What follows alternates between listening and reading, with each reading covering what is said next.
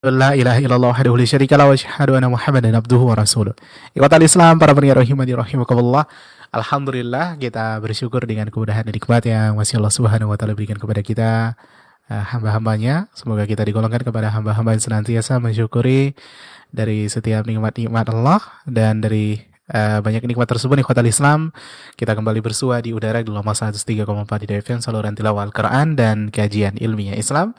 Untuk mengikuti kajian saat lagi untuk mengikuti kajian bersama guru kita Ustadz Syamsuri Zalabhudan Hafidullah Ta'ala, dalam pembahasan kita pada Adabul Mufrad. Semoga kebersamaan kita ikhwatal Islam diberkahi Allah Subhanahu wa taala, dan dari setiap ilmu yang kita pelajari nantinya bermanfaat untuk dunia dan akhirat kita. Amin ya rabbal alamin. Selawat beriringkan salam buat baginda tercinta Rasul kita yang mulia sallallahu alaihi wasallam. Allahumma sholli ala Muhammad wa ala ali Muhammad. Tak lupa pada keluarga beliau, sahabat beliau, dan orang-orang yang ikuti sunnah beliau hingga yaumil qiyamah. Kita berjumpa dalam edisi Selasa tanggal 13 Ramadan 1447 Hijriah, bertepatan pada tanggal 3 Maret 2026. Kota Islam, kita sapa terlebih dahulu. Dan alhamdulillah setelah bersama kita di studio Radio Hidayah. Assalamualaikum warahmatullahi wabarakatuh, Ustaz. Waalaikumsalam warahmatullahi wabarakatuh. Kefal Ustaz, sehat? Alhamdulillah bikhair. Barakallahu fiik. Jazakallah khairan telah menyempatkan waktunya usia acara hari ini, Ustaz. Semoga Ustaz dan keluarga senantiasa diberikan kesehatan, dimudahkan segala urusannya. Amin ya rabbal alamin. Untuk pembahasan kita ikhwatal Islam, pagi ini Ustaz akan membahas tentang tetangga yang baik. Untuk tema pagi ini yaitu tentang tetangga yang baik. Dan untuk pembahasan nanti kita sediakan juga untuk tanya jawab bagi kaum muslimin dan muslimat yang bertanya, atau dapat telepon kami di 08117530.000 atau nomor telepon WA di 0811754544. Bagi pemirsa yang menyimak kita dari streaming Facebook, Instagram, dan YouTube, nomor yang disebutkan tadi juga telah kami lampirkan di layar monitor kita masing-masing. Kita persilakan langsung kepada Ustaz. Falyatafadhal mashkura majur. Bismillahirrahmanirrahim. Assalamualaikum warahmatullahi wabarakatuh. Innal hamdalillah nahmaduhu wa nasta'inuhu wa nastaghfiruh wa na'udzu billahi min shururi anfusina wa sayyiati a'malina. من يهده الله فلا مضل له ومن يضلل فلا هادي له. أشهد أن لا إله إلا الله وحده لا شريك له وأشهد أن محمدا عبده ورسوله صلى الله عليه وعلى آله وأصحابه ومن تبعهم بإحسان إلى يوم الدين وسلم تسليما كثيرا. أما بعد، يا أيها الذين آمنوا اتقوا الله حق تقاته ولا تموتن إلا وأنتم مسلمون. Ikhwani wa akhwati fid din, para pendengar dan para pemirsa rahimani wa rahimakumullah. Alhamdulillah wa syukurillah, kembali kita bersua di pagi menjelang siang yang berbahagia ini, dan kita sudah berada di hari yang ke-13 dari bulan Ramadan di tahun 1447 Hijriah. Mudah-mudahan Allah Azza wa Jalla memberikan kita umur yang panjang, kesehatan yang maksimal, semangat yang prima untuk mengisi hari-hari Ramadan dengan amal saleh, sehingga kita berharap kepada Allah Azza wa Jalla selepas Ramadan nanti kita keluar sebagai pemenang dengan predikat takwa, yang dengannya nanti Allah Azza wa Jalla menjadikan kita pula di antara hamba-hamba yang akan mendapatkan manfaat dari kedatangan bulan suci Ramadan, baik dunia terutama ketika kelak kita kembali kepada Allah Subhanahu wa taala. Kemudian salawat dan salam tercurahkan selalu buat baginda Rasul Muhammad ibn Abdullah sallallahu alaihi wa alihi wasallam yang telah memberikan uswah dan qudwah yang sempurna kepada kita semua, baik di dalam mengisi dan bermuamalah dengan hari-hari Ramadan, begitu juga bagaimana seharusnya seorang muslim dan muslimah berinteraksi, bermuamalah dengan Rabbnya, dengan syariatnya, dengan kalamnya, dengan agamanya, dan dengan sunnah-sunnah Rasulnya sallallahu alaihi wa alihi wasallam. Semoga Allah Azza wa Jalla menjadikan kita di antara orang-orang yang selalu istiqamah, berpegang teguh, berjalan di atas petunjuk Al-Quran dan sunnah Rasulullah sallallahu alaihi wa alihi wasallam sampai akhir hayat. Allahumma, ya Allah, hidupkanlah kami di atas Al-Quran dan sunnah, wa amitna Al-Quran wa sunnah, dan wafatkanlah kami ya Allah di atas Al-Quran dan sunnah Rasulullah sallallahu alaihi wa alihi wasallam. Ikhwani fillah wa akhwati fid din, rahimani wa rahimakumullah. Kita lanjutkan pelajaran kita membaca hadis-hadis di dalam kitab Sahih Al-Adab Al-Mufrad, di mana pada kesempatan ini kita akan membaca bab yang ke-54 dari kitab Sahih, atau bab yang ke-63 dari kitab asalnya. Itu bab khairul jiran, tetangga yang baik atau sebaik-baik tetangga. Kita masih melewati hadis-hadis yang berkenaan dengan tetangga dan yang semacamnya.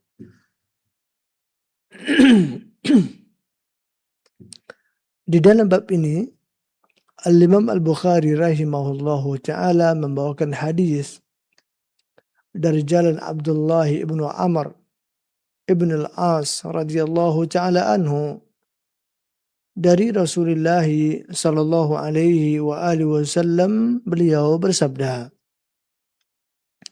khairul ashabi indallahi ta'ala khairuhum li sahibihi,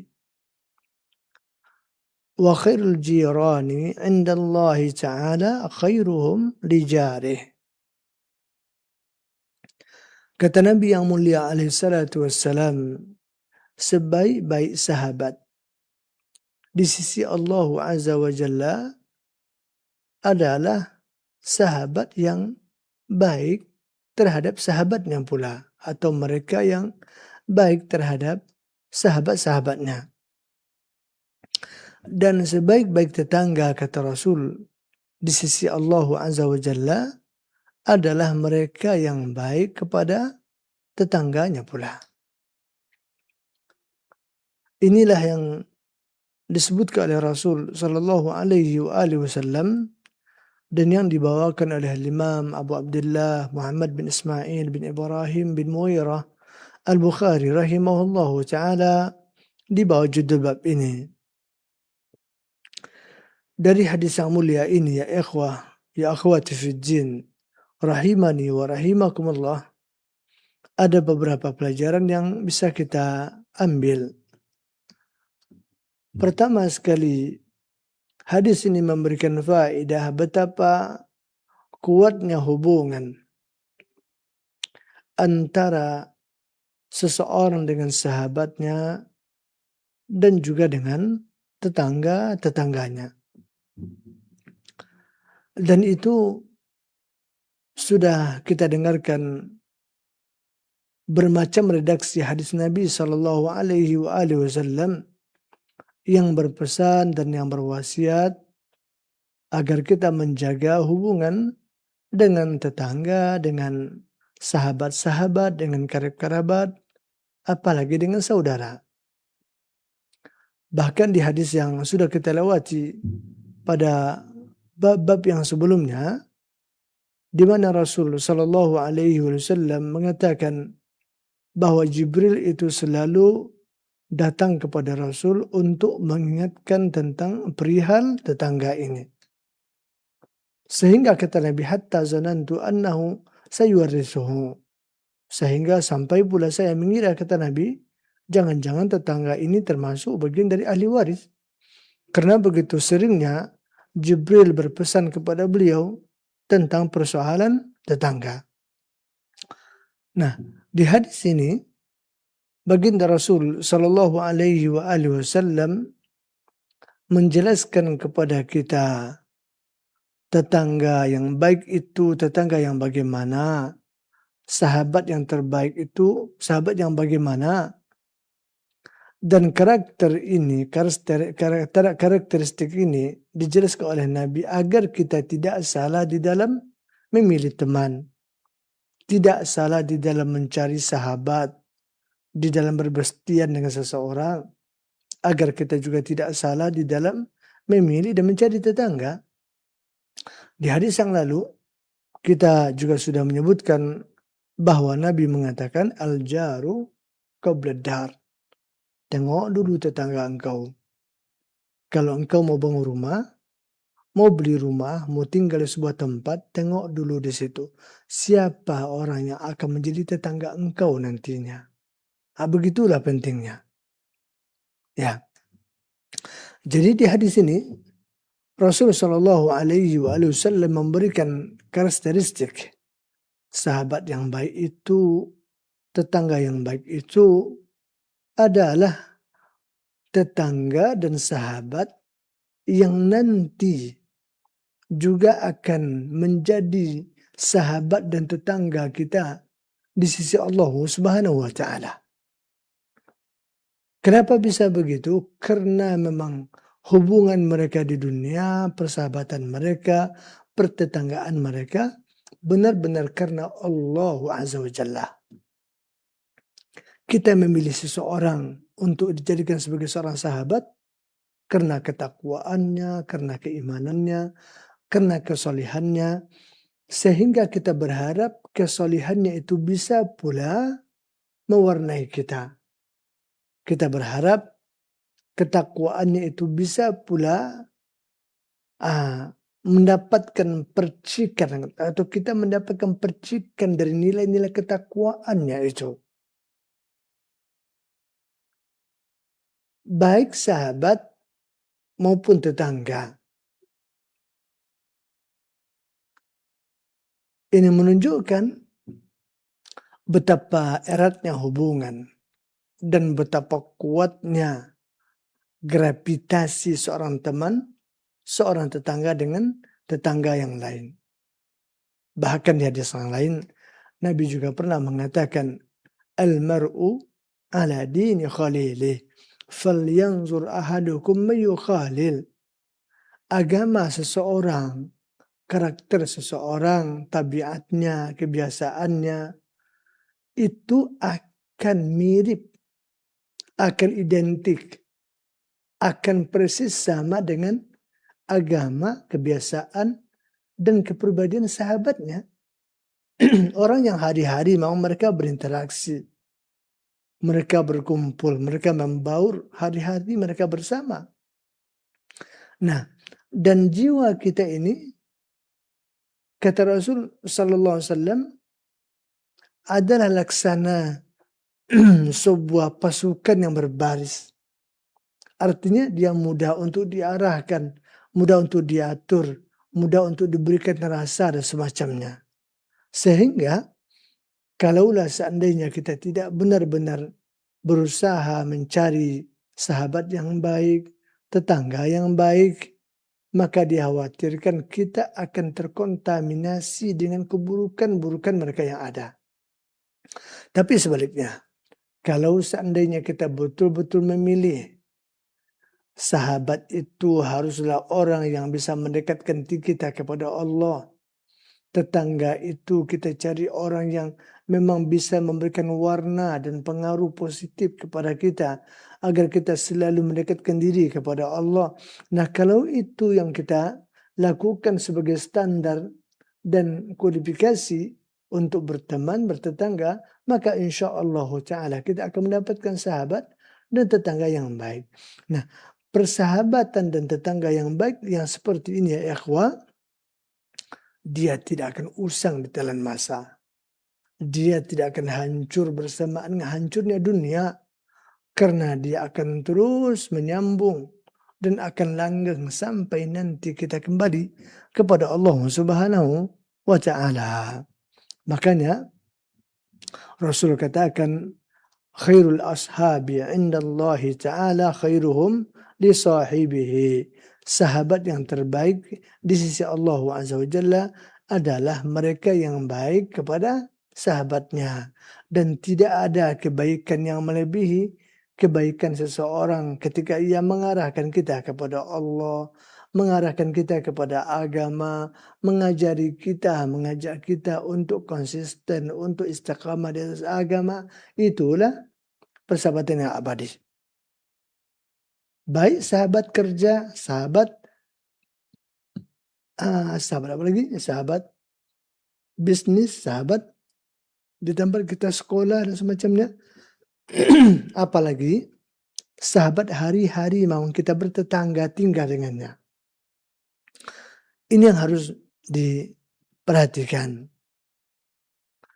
Kemudian di antara faedah lain yang bisa kita dapatkan dari hadis yang mulia ini adalah di sini terdapat anjuran, motivasi agar kita benar-benar punya perhatian, punya tanggung jawab, punya kewajiban untuk menjaga dan menunaikan hak-hak sahabat dan tetangga-tetangga kita.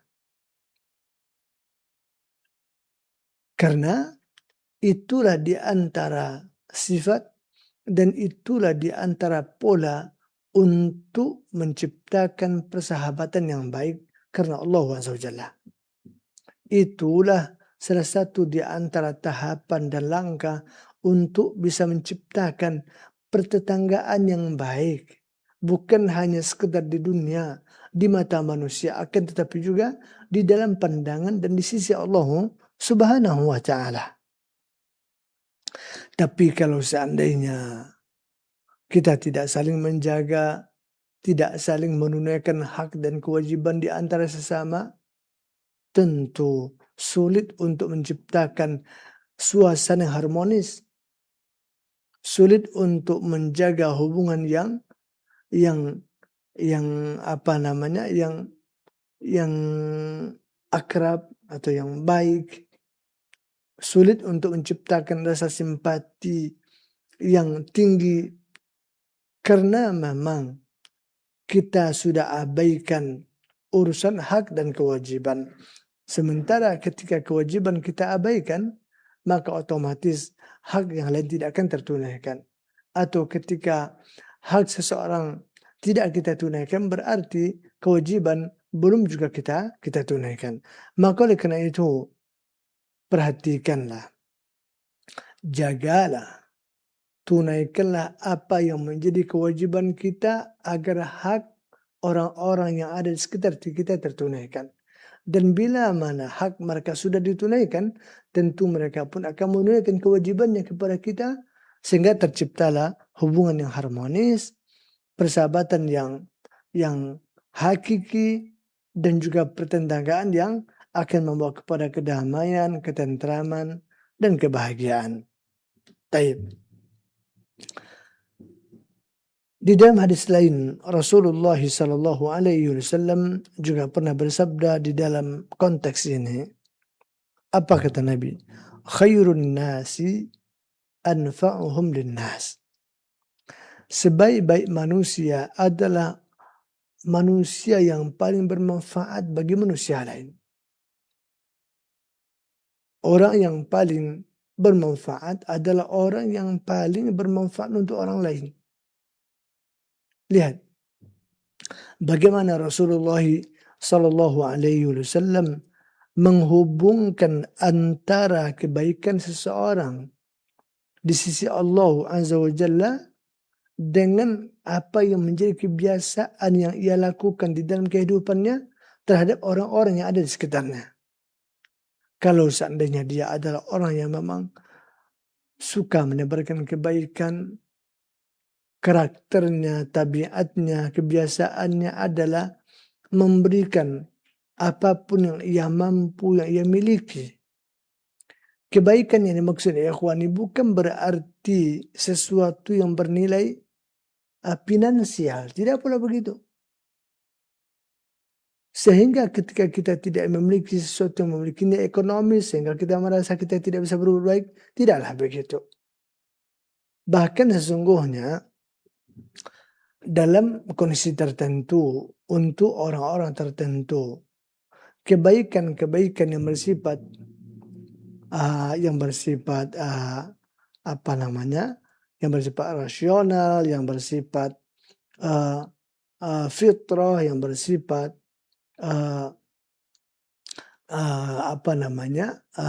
yang bersifat ruhiyah, kerohanian, terkadang itu jauh lebih berharga bagi sebagian orang dalam sebagian keadaan. Makanya Nabi SAW ketika bercerita tentang bagaimana kita bisa membahagiakan orang, bisa berbuat baik kepada orang, Nabi tidak mengatakan semata-mata hanya dengan kita berbagi harta, berbagi uang, berbagi makan dan semacamnya. Tidak pula begitu. Memang iya, tahadu tahabbu kata Nabi. Saling berbagi hadiahlah kalian agar kalian saling mencintai. Ya, akan semakin baik hubungan kita kalau kita saling berbagi. Hal-hal yang bersifat finansial, bersifat materi, ya. Akan tetapi itu bukanlah satu-satunya jalan. Yang tanpa memiliki itu berarti kita tidak bisa menebarkan kebaikan. Tidak begitu. Lihatlah di hadis yang tadi kita sebutkan, Nabi katakan, sururun tudkhiluhu ala qalbi akhika sadaqah. Rasa bahagia, rasa gembira, sifat optimisme yang engkau titipkan, yang engkau selipkan di hati saudara engkau, itu adalah sedekah bagi engkau. Bagi yang memberikan adalah pahala, dan bagi yang mendapatkannya akan merasa mendapatkan sebuah sugesti. Coba bayangkan ketika orang sudah berputus asa, kita berikan kata-kata bijak, kata-kata hikmah, sehingga bisa membangkitkan semangat optimisme kembali. Apa yang terjadi, ikhwan? Mungkin dia akan katakan, nah inilah yang saya harapkan wahai kawan. Inilah yang saya tidak dapatkan selama ini dari orang-orang yang ada sekitar saya. Jazakallahu khairan semacam. Dia akan mengatakan itu. Menunjukkan betapa bahagianya. Nah di sini menggambarkan kepada kita ya ikhwani, memberikan manfaat kepada orang lain jangan kita katakan hanya sebatas hal-hal yang bersifat materi dan semacamnya saja. Tanpa itu pun tidak pula menjadi penghalang kita bisa menebarkan kebaikan dan manfaat kepada sesama, dan itu tidak akan pernah diabaikan dan dilengahkan oleh Allah Azza wa Jalla. Akan tetapi semua itu akan dihargai, akan diapresiasi, dan akan diberikan balasan yang besar oleh Allah Subhanahu wa Ta'ala. Maka oleh karena itu, carilah kawan, carilah tetangga yang baik, dan jangan lupa, jadilah teman yang baik, dan jadilah tetangga yang baik. Karena kita kadang-kadang suka ego ya, suka egois ya. Kita menginginkan orang itu baik ke kita, tapi kita nggak pernah baik sama orang, ya kan? Ada begitu. Terkadang kita inginnya tuh teman kita tuh yang perhatian, teman kita yang mengerti dan keadaan, suka membantu. Tapi giliran kita ini nggak pernah pula berbuat hal seperti itu kepada kawan-kawannya. Nah jadi agar semua ini bisa terwujud, Maka cari teman yang baik, tapi belajarlah untuk menjadi teman yang baik juga. Carilah tetangga yang baik, tapi belajarlah juga untuk menjadi seorang tetangga yang baik. Karena tanpa imbalan yang serupa, tanpa feedback yang seirama, tidak mungkin apa yang diharapkan itu bisa diwujudkan menjadi sebuah kenyataan. Baik. Ikhwan fillah rahimani wa rahimakumullah. Kemudian bab yang selanjutnya adalah babul jaris saleh. Bab yang bercerita tentang tetangga yang saleh. Dalam bab ini Al-Imam Al-Bukhari rahimahullahu ta'ala membawakan hadis dari Nafi' Ibn Abdul Haris. Dari Nabi yang mulia alaihi salatu wassalam, beliau bersabda, apa kata Rasul? Min sa'adatil mar'i al-muslim al-maskan al-wasi' wal jarus salih wal markabul hani. Di antara tanda dan di antara faktor penyebab untuk memunculkan dan melahirkan kebahagiaan pada seorang muslim adalah pertama, maskanul wasi', tempat tinggal yang luas. Yang kedua, wal jarus salih, tetangga yang saleh. Yang ketiga adalah al-markabul hani, kendaraan yang stabil. Di dalam hadis yang lain atau riwayat yang lain, Nabi mengatakan arba'un min sa'adatil mar'i, ada 4 faktor, 4 hal yang merupakan tanda atau faktor yang akan menjadikan seseorang itu hidup bahagia. Yang pertama kata Nabi, al-mar'atus salihah, istri yang salihah. Yang kedua, tempat tinggal yang luas, al-maskanul wasi' wal jarus salih wal markabul hani, sama dengan yang tadi. Akan tetapi di sini ada tambahannya, satu itu istri yang salihah. Nah, inilah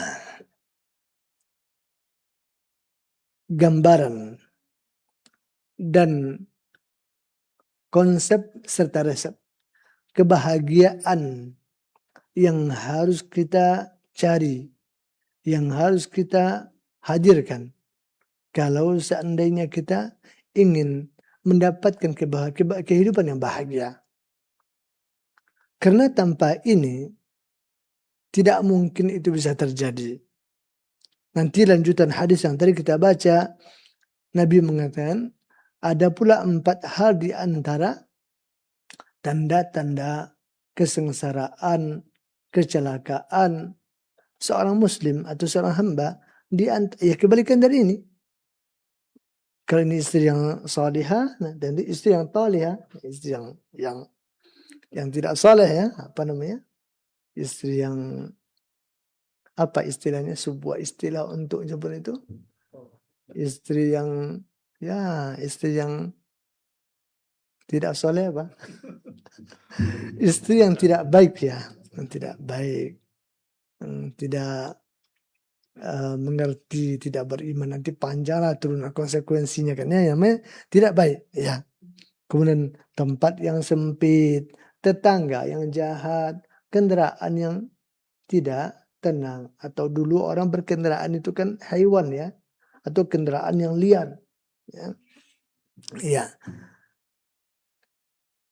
Ikhwana fillah rahimani wa rahimakumullah. Dari hadis yang mulia ini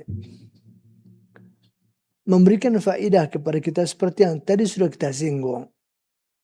Betapa eratnya hubungan kebahagiaan seseorang itu dengan teman atau tetangga yang ia punyai.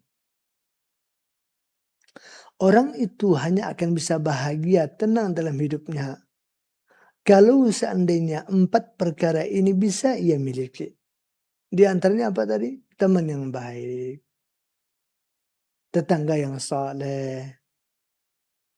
Sebelumnya tentu kawan dekat kita. Siapa kawan dekat kita? Kawan dekat kita, kawan tidur kita ya, istri, suami kan? Ya, almarhum salihah. Ya, kawan dekat kita, kawan akrab kita, kawan tidur kita, kawan makan kita, kawan seperjuangan kita. Tentu istri, pasangan suami istri. Jadi kalau seorang suami telah mendapatkan istri yang salihah, berarti satu resep kebahagiaan sudah ia punyai. Begitu juga sebaliknya, kalau seandainya seorang akhwat telah mendapatkan suami yang saleh, berarti dia sudah punya satu kunci kebahagiaan itu.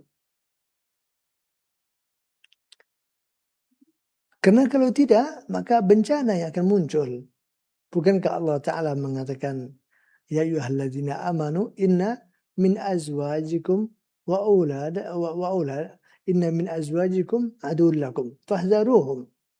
Sesungguhnya di antara istri-istri kalian, terkadang itu ada yang jadi musuh kalian, kata Allah Azza wa Jalla. Begitu juga anak-anak kita. Maka berhati-hatilah di antara terhadap mereka. Nah, jadi kalau tidak saleh, maka dia bukannya akan jadi sahabat yang baik, tapi justru akan jadi musuh. Mungkin musuh buyutan, mungkin musuh dalam lipatan, kan? Atau mungkin apa namanya lagi? Atau mungkin musang berbulu domba, ya kan? Itu tidak mustahil. Dan itu sudah terjadi bukan di zaman kita saja. Tengok para nabi, para rasul. Banyak di antara mereka, anak istrinya, musuh mereka kan. Nabi Nuh alaihissalam, bagaimana istrinya, bagaimana anak-anaknya yang menjadi musuh dia. Nah, padahal kawan tidurnya, kawan serumahnya, kawan semamakannya. Kalaulah di zaman para nabi dan para rasul saja ada yang diuji begitu, apalagi zaman kita. Maka berhati-hati. Sudah, kita tidak akan bahas masalah itu. Yang fokus kepada konteks kebahagiaan saja. Istri yang baik itu istri yang saleh atau suami yang saleh. Yang kedua adalah tetangga yang saleh, sahabat yang saleh. Kenapa begitu? Karena kalau mereka tidak saleh ya nyakitin aja kerjaannya kan. Tutur katanya tidak beretika, tidak ada tata krama, ya kan? Sikap dan tindak tanduknya buat kita risih dan tidak nyaman. Kan begitu ya, namanya tidak baik. Nah, baik kawan, begitu juga tetangga. Begitu juga kata Nabi adalah tempat yang luas. Kenapa tempat yang luas? Karena tempat yang luas ini akan bisa memberikan banyak manfaat kepada kita. Di antaranya hal-hal yang bersifat privasi bisa terjaga. Kalau kita punya rumah yang luas. Yang tidak kalah penting juga kata para ulama adalah apa yang dipesankan oleh Nabi tentang anak. Apabila anak itu sudah berumur 10 tahun, wadribuhum wa hum abna'ul 'ashar wa farriqu bainahum fil madaji'. Kalau seumur 10 tahun tidak mau salat, pukul kata Nabi, dan pisahkan mereka dari ranjangnya. Ini adalah perintah agama. Lalu bagaimana mungkin kita akan bisa wujudkan ini kalau seandainya kita tidak punya tempat yang luas? Dan banyak di antara manfaat lain. Ya, jadi kalau seandainya kita sudah mendapatkan tempat yang luas, berarti kita sudah mendapatkan pula kunci kebahagiaan yang disebut oleh Rasul Sallallahu Alaihi Wasallam. Kita katakan tempat yang luas, tidak mesti mega, tidak mesti laksana istana, akan tetapi cukup untuk kita menerapkan konsep-konsep agama di dalamnya. Privasi kita terjaga, aurat kita terlindungi. Apa yang menjadi hal tentang masalah anak-anak kita bisa terapkan. Alhamdulillah. Alhamdulillah. Jadi yang kita kejar itu adalah keluasannya itu. Kalau kita bisa dapat rumah yang luas lagi cantik, itu adalah fadlun ala fadlin. Itu karunia Allah Azza wa Jalla, betul. Kemudian yang tidak kalah pentingnya adalah al-markabu al-hani, kendaraan yang tenang. Kalau dulu seperti yang tadi kita katakan, kendaraan zaman dulu kan adalah hewan tunggangan ya. Onta, kuda, juga ada begal atau himar, keledai. Nah, kalau seandainya hewan-hewan tunggangan yang kita jadikan sebagai kendaraan yang tidak jinak, tidak tunduk kepada tuannya, tentu kita juga akan tersiksa olehnya. Bahkan kita juga akan bisa berpotensi menjadi korban, jatuh, terpelanting dan semacamnya. Nah, jadi di zaman modernisasi ini juga tidak salah kalau misalnya kita mencoba untuk mencari kendaraan yang nyaman. Karena memang kendaraan yang nyaman itu merupakan bagian dari konsep kebahagiaan yang disebutkan oleh Nabi Sallallahu Alaihi Wasallam. Nah, nyaman di sini tentu relatif, tidak harus mahal-mahal, tidak harus wah-wah sekali, tidak harus mengikuti zaman dan teknologi ini, tidak. Kenyamanan itu kan juga relatif. Jadi jangan pula nanti beralasan dengan hadis ini membuat orang berambisi dengan dunia. Pokoknya punya rumah sebesar istana, secantik istana, punya kendaraan seperti ada macam-macam lah. Tidak pula itu, jangan pula kita salah persepsi. Tapi kita juga tidak bisa pungkiri bahwa tempat yang luas, kendaraan yang tenang itu adalah salah satu kunci kebahagiaan yang memang disebut oleh Rasul Sallallahu Alaihi Wasallam. Kita fokus kepada tetangga dan sahabat ini, makanya Nabi Sallallahu Alaihi Wasallam mengatakan dalam hadis yang diriwayatkan oleh Tabrani dan yang lainnya, apa kata Nabi? Iltamisu al-jara qabla ad-dar war-rafiqa qabla at-tariq. Carilah teman sebelum bangun rumah. Gitu. Carilah teman sebelum kita bepergian. Nah, jadi kalau kita mau beli rumah, mau bangun rumah, tengok dulu tetangganya siapa di situ. Kalau kita mau bepergian, tengok dulu siapa kawan kita. Tengok, karena itulah yang akan menjadi wasilah yang akan memberikan ketenangan dan kebahagiaan kepada kita. Dan ketika karakteristik itu hilang, maka itulah merupakan salah satu celah untuk menimbulkan bala bencana di dalam hidup kita. Berapa banyak orang yang kadang-kadang menderita karena sahabat yang tidak tepat, tidak baik. Sebagaimana orang yang tidak nyaman, tidak tentram, bahkan terkadang harus pindah, harus mengalah karena dapat tetangga yang tidak baik. Ada ya? Ini adalah bukti nyata yang tidak bisa dipungkiri, yang semua kita mungkin punya cerita di dalam bab ini. Tapi yang jelas ikhwani, mencari teman yang baik adalah hak kita, mencari tetangga yang baik adalah hak kita, tapi membina diri menjadi teman dan tetangga yang baik itu adalah kewajiban kita pula. Sebagaimana kita pengen mendapatkan tetangga yang baik, tentu orang di sekitar kita juga pengen bertetangga dengan kita sebagai tetangga yang baik. Maka jangan hanya bisa meminta, tapi tidak pernah bisa memberi. Jangan hanya sekedar menuntut, tapi tidak pernah memikirkan kebutuhan atau kewajiban kepada orang lain. Ini barangkali yang bisa saya sampaikan. Dan sebelum kita akhiri, kalau ada pertanyaan dipersilakan. Wallahu ta'ala alam bisawab. Baik, terima kasih Saad atas dua bab yang telah kita dengarkan, ikhwatal Islam rahimakumullah, tentang tetangga yang baik dan tetangga yang soleh dari hadis-hadis yang telah disampaikan oleh Ustadz. Semoga dapat kita terapkan dalam keseharian kita. Amin ya rabbal alamin. Ikhwatal Islam para pendengar rahimakumullah, kita masuk ke sesi kedua dari acara kita pagi ini. Untuk sesi tanya jawab bagi kaum muslimin dan muslimat yang bertanya, kami persilahkan seputar pembahasan atau hal-hal lainnya ingin ditanyakan, kami berikan kesempatan.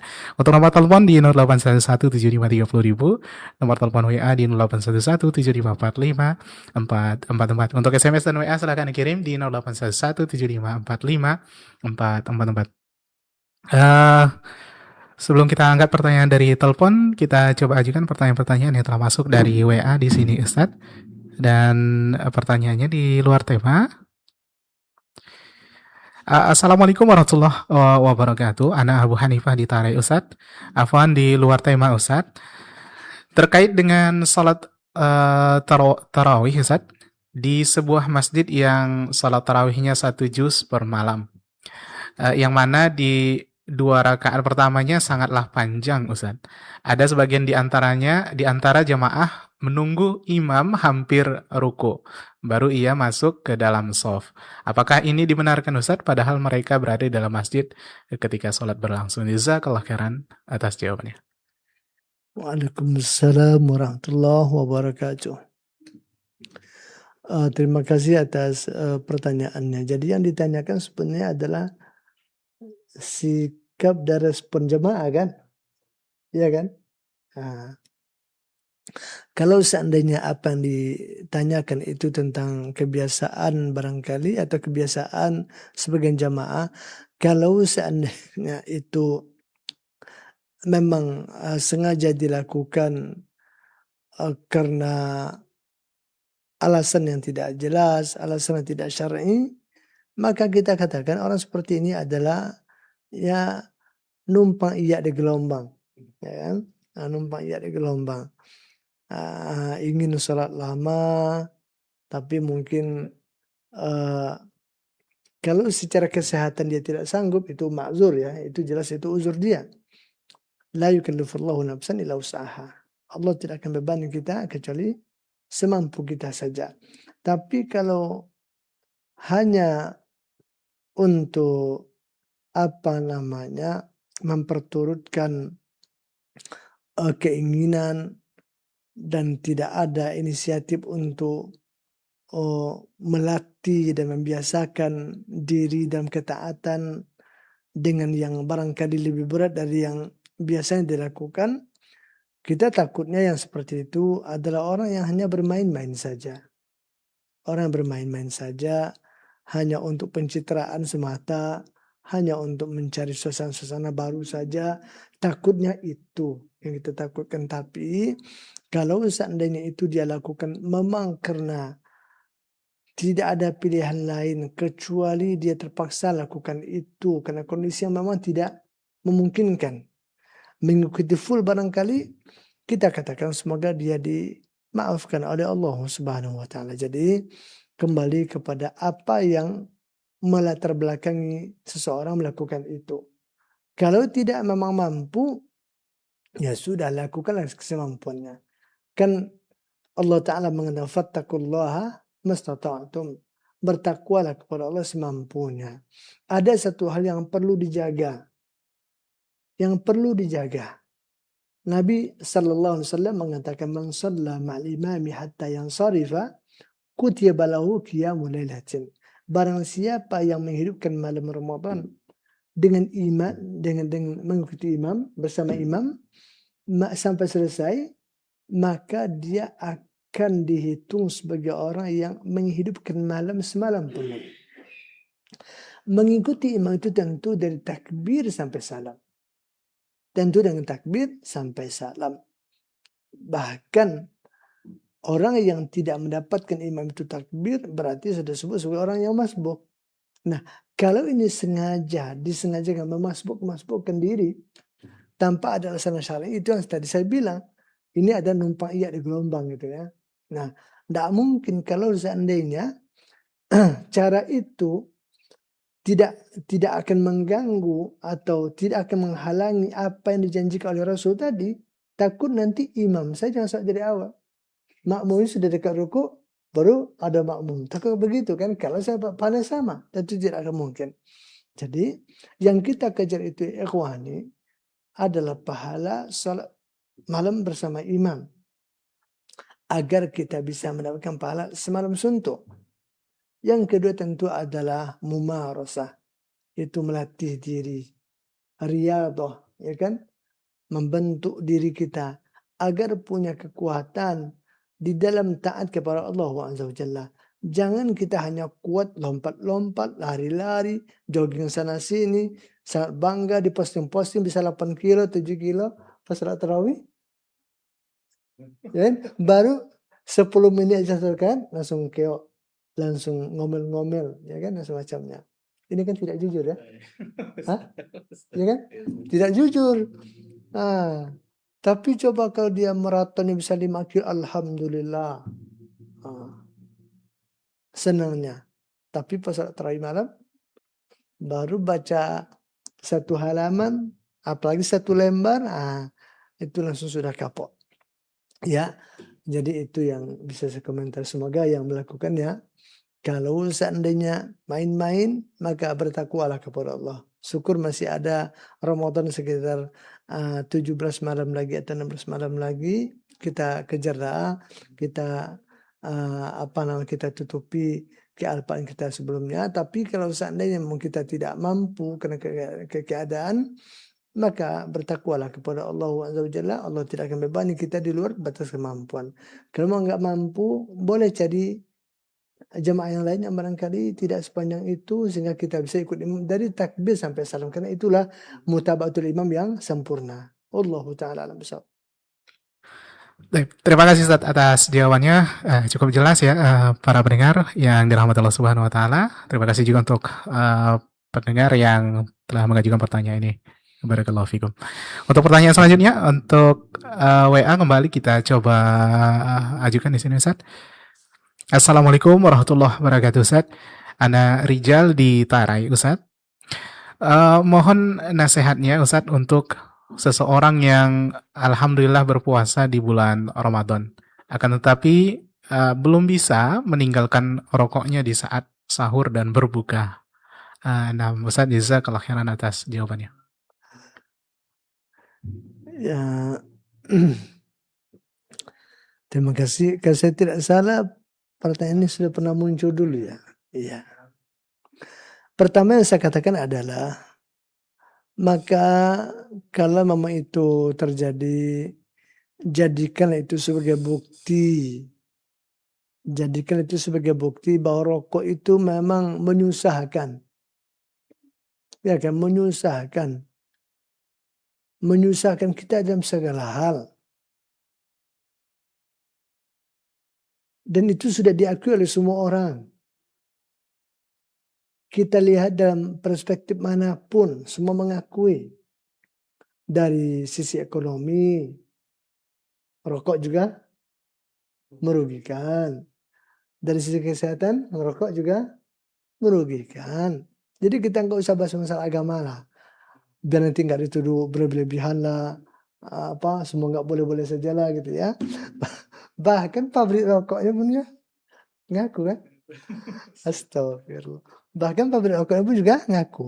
Makanya bingung juga kita ada Muslim, bahkan ada pula ustadz, ada penceramah, ada dai, ada kiai yang membela-bela rokok kan.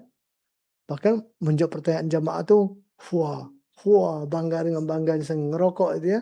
Kita nggak ngerti nih orang seperti apa. Sebenarnya. Tapi itu yang pertama. Yakinilah, sadarilah, akuilah bahwa merokok itu mau merusak. Merusak kita dalam segala hal. Sampai ibadah kita pun rusak olehnya. Nah, kemudian saya yakin, saya optimis, insyaallah ta'ala dengan memohonkan pertolongan kepada Allah, dengan banyak berdoa, kalau kita sadari dan kita yakin itu adalah merusak, insyaallah masih ada celah untuk kita bisa berubah.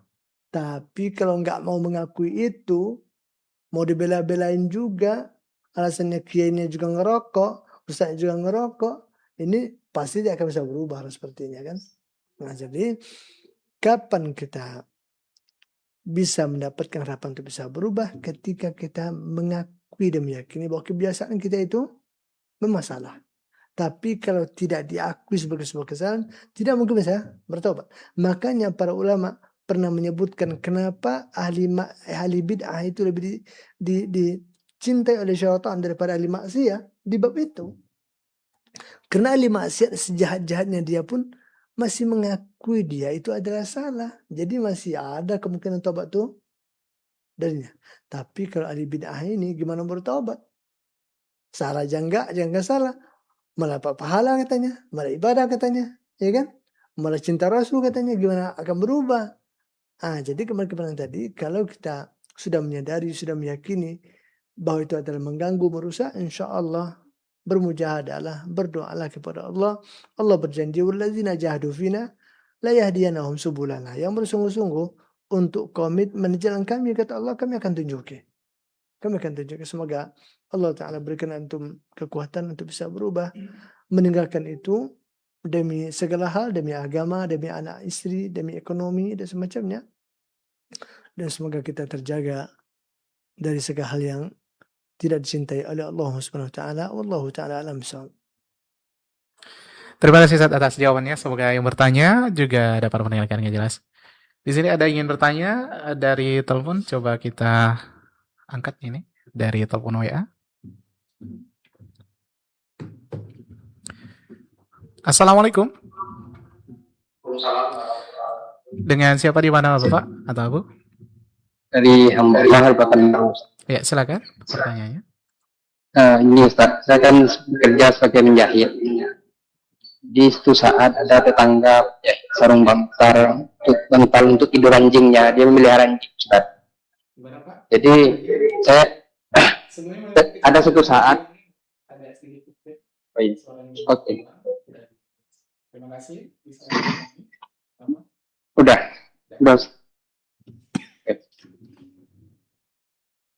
Suatu saat tetangga saya itu menjahit sarung bantal untuk tidur anjingnya. Tetangga saya itu memelihara anjing, Ustaz. Jadi saya tidak tahu sudah dicucinya apa tidak sarung bantalnya itu. Kayaknya belum dicucinya, Ustaz. Pertanyaannya gini, Ustaz. Setelah saya memegang sarung bantal itu yang sudah saya jahit itu, apakah saya mencucinya sesuai syariat, Ustaz? Dibasuh 7 kali dengan air sabun mereka. Pertanyaan itu, Ustaz. Baik. Terima kasih Pak atas pertanyaannya. Ya. Assalamualaikum. Assalamualaikum. Jadi beliau ini menjahit sarung bantal yang tadi sempat didudukin oleh anjing, begitu kira? Atau ditiduri oleh anjing? Oh, nah itu sarung apa? Sarung bantal anjing tetangga. Oh, jadi memang sarung bantal anjingnya. Tayyib. Iya. Allah Ta'ala alam. Pertama saya katakan bahwa hukum kenajisan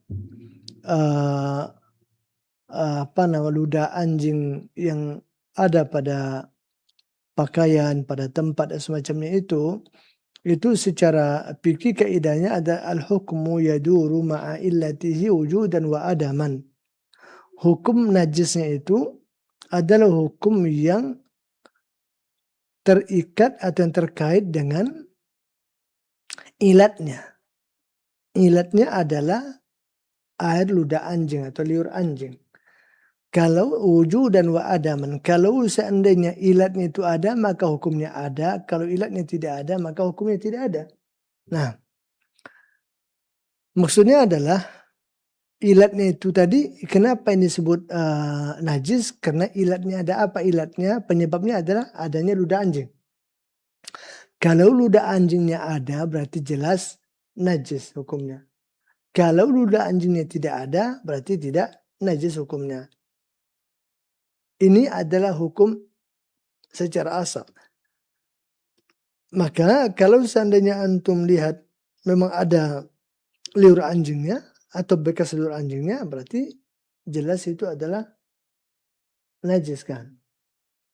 Kalau antum sentuh itu, tentu berlakulah hukum membersihkan air liur anjing yang telah disebutkan di dalam agama kita. Karena najisnya adalah najis mughallazah, najis berat. Ya kan? Tapi kalau seandainya antum tidak melihat tanda-tanda apa-apa, tidak ada sama sekali. Apalagi antum juga tahu kebiasaan orang itu mungkin dicucinya juga kan ya. Sarung bantal anjing itu mungkin ketika dia ngantarkan antum mungkin setelah dia cuci dulu ya kan, gak ada kemungkinan kan. Intinya antum secara zahir tidak melihat adanya najis itu, nggak ada jilatannya, tidak ada basah, tidak ada warna yang mencurigakan, ya kan. Al-hukmu al-zahir. kita menghukumi secara zahirnya, ya kan? Kita tidak akan bisa hukumi bernajis sementara ilatnya nggak nampak, nggak ada kan? Dan kita tidak akan bisa mengatakan tidak najis kalau ilatnya ada. Nah itu tadi kaidah yang saya katakan. Jadi kalau antum nggak ngelihat, tidak nampak, tidak ada tanda-tanda, ya berarti kita tidak bisa mengatakan itu adalah bernajis. Karena bisa jadi dicuci dulu oleh pemiliknya, bisa jadi entah dikasih disamak dulu dan semacamnya. Kan ada kemungkinan kan. Nah kalau ragu, kata agama ma yaribuk ila ma la yaribuk. Tinggalkan yang meragukan kepada apa yang tidak meragukan. Nah, untuk mengangkatkan keraguan ini tidak ada pilihan kecuali tanya yang bersangkutan. Ya kan? Maaf Pak, maaf Bu, maaf kawan. Ini sudah dicuci, sudah disamak, gitu kan ya. Kalau dia bilang sudah, alhamdulillah selesai masalahnya. Kalau dia bilang belum, nah keputusan tinggal di antum. Antum tidak mau terimakah atau antum terima, tapi nanti antum harus sama juga bekas yang terkena oleh sarung bantal itu. Ini mungkin yang harus dilakukan yang bisa saya komentari. Semoga bisa dipahami. Allah Ta'ala alam bisawab. Nah, terima kasih Ustaz atas jawabannya. Semoga yang bertanya juga dapat mendengarkan dengan jelas. Pertanyaan selanjutnya. Ada waktu Ustaz. Di sini Ustaz pertanyaannya, Assalamualaikum warahmatullahi wabarakatuh. Ana seorang ibu rumah tangga tinggal di Pekanbaru. Afwan Ustaz izin bertanya, Ana sudah 2 minggu kabur dari rumah karena suami main kekerasan fisik dan juga pernah main tangan dan suami juga berbuat riba, pinjam duit di bank. Ana sudah suruh beliau untuk melunasi hutang riba itu karena dengan menjual usaha yang sekarang dijalankan, akan tetapi beliau tidak mau. Beliau juga menaati ibunya untuk tidak menjemput Ana dan tidak ada juga itikat baik untuk menyelesaikan permasalahannya, mungkin seperti ini. Malah saya disuruh pulang untuk membantu beliau bekerja dan melunasi hutang. Mohon pencerahannya Ustaz. Gitu saja Ustaz. Jazakallahu khairan. Baik.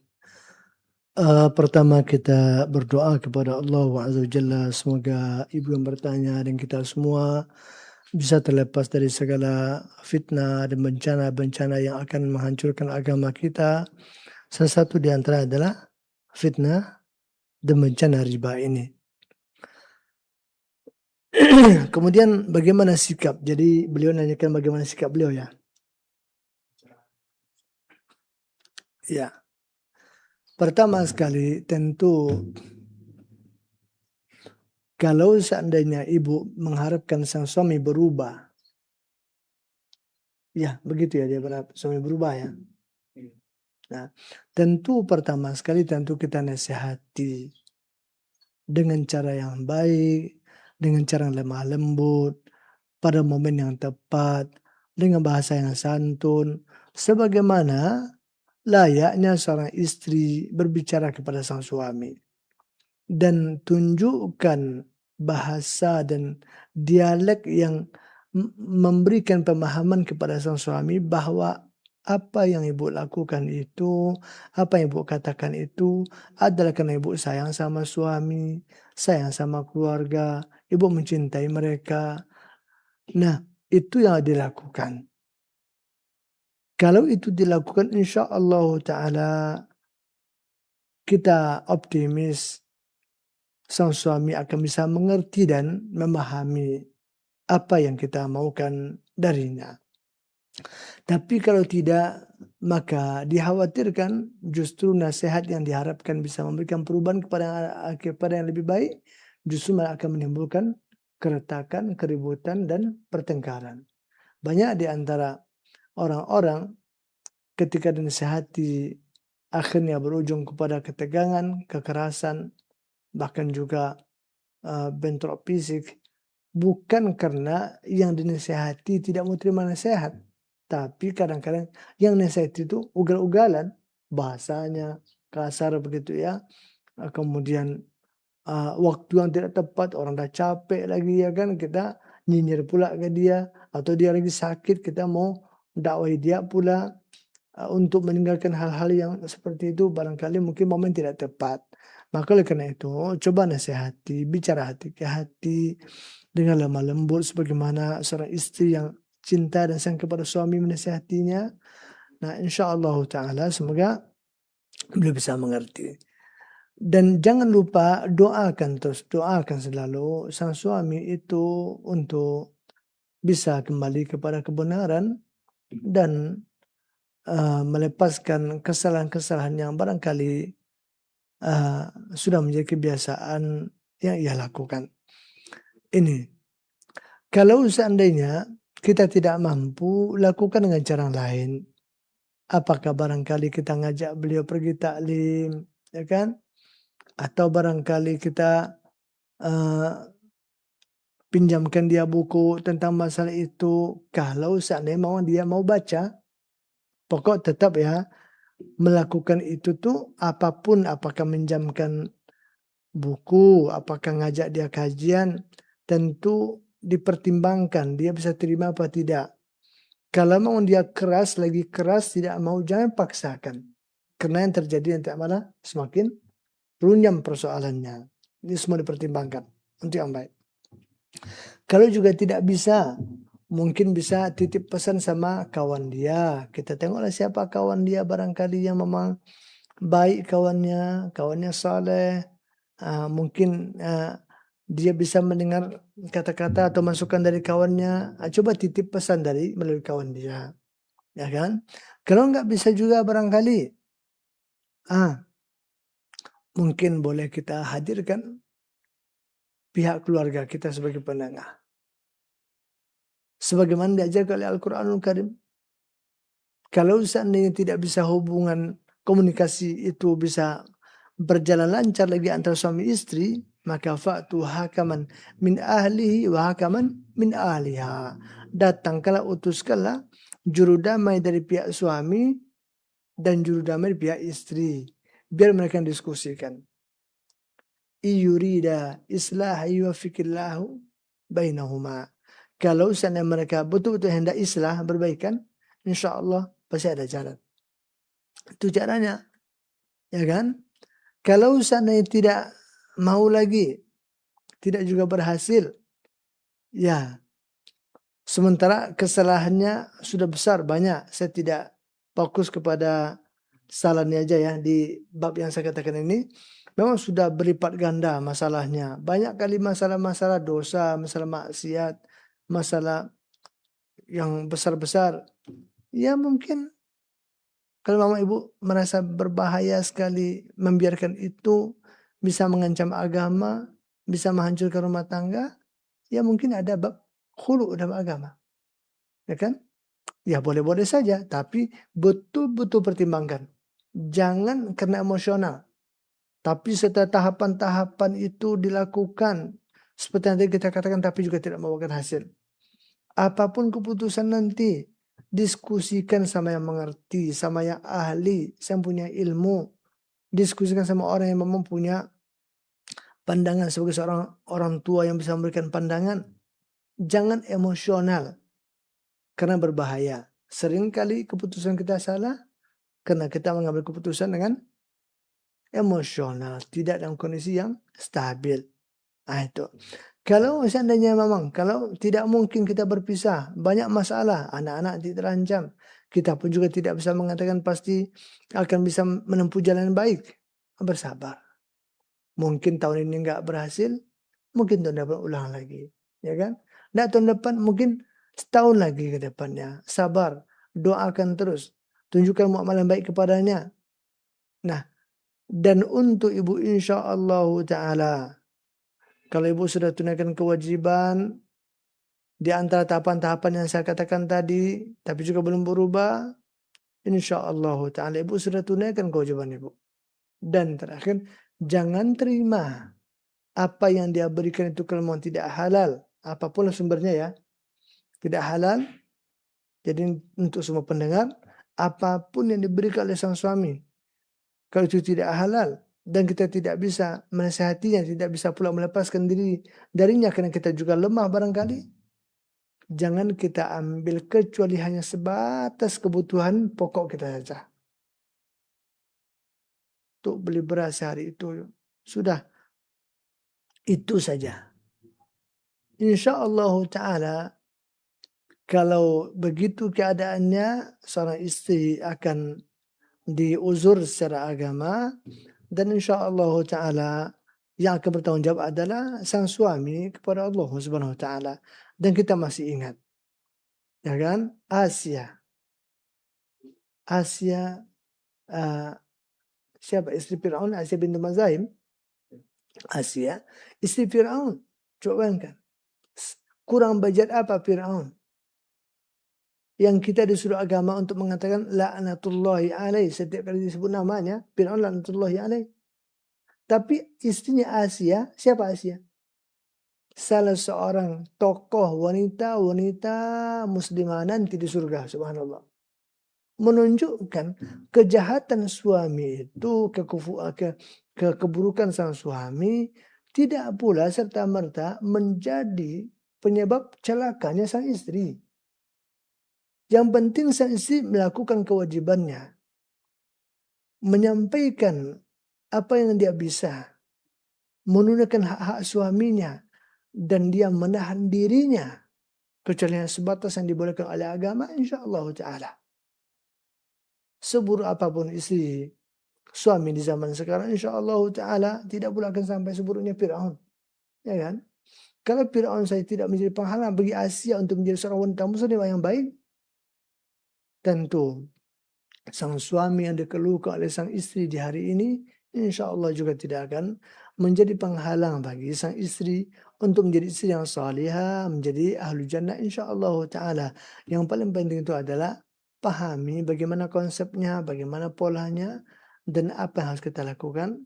Seperti yang tadi saya katakan, semoga apa yang saya katakan bisa memberikan sedikit pencerahan atau sekurang-kurangnya ada sharing yang bermanfaat di antara kita. Allah ta'ala a'lam bishawab. Mungkin sampai di sini dulu pertemuan kita. Lebih dan kurang saya mohon maaf. Wassallallahu wasallama ala Nabi Muhammadin wa akhiru da'wana alhamdulillahi rabbil alamin. Wassalamualaikum warahmatullahi wabarakatuh. Waalaikumsalam warahmatullahi wabarakatuh. Barakallahu fiik. Jazakallah khairan. Kita ucapkan kepada guru kita Ustaz Syamsuri Rizal Fauzan hafizallahu taala dari materi yang telah disampaikan dan jawaban telah diberikan. Semoga menjadi taman ilmu kepada kita semuanya dan untuk pertanyaan yang belum terjawab karena keterbatasan waktu juga membatasi kita. Semoga di pertemuan selanjutnya untuk diberikan kemudahan dalam bertanya. Insyaallah ta'ala ikhwatal Islam, kita akan kembali di pertemuan selanjutnya di pembahasan lanjutan dari pembahasan kitab ini. Semoga Allah senantiasa memudahkan kita. Barakallahu fikum wa jazakumullahu khairan atas kebersamaannya. Assalamualaikum warahmatullahi wabarakatuh.